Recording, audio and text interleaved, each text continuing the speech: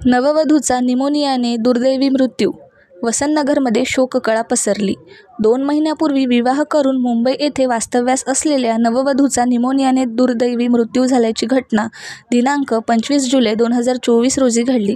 नववधूचा निमोनियाने मृत्यू झाल्याने वसंतनगरमध्ये शोककळा पसरली आहे. सौभाग्यवती साक्षी सुमित धुळे, वय 19 वर्ष, मृत्यू झालेल्या नववधूचे नाव आहे. ती गौतम धवसे, राहणार वसंतनगर, सत्यशांती हॉस्पिटलच्या मागे यांची ती मुलगी होती.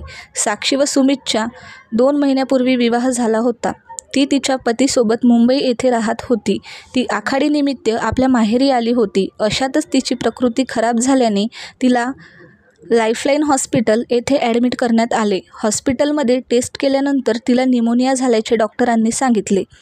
उपचारादरम्यान मृत्यू झाल्याने वसंतनगरमध्ये शोककळा पसरली आहे.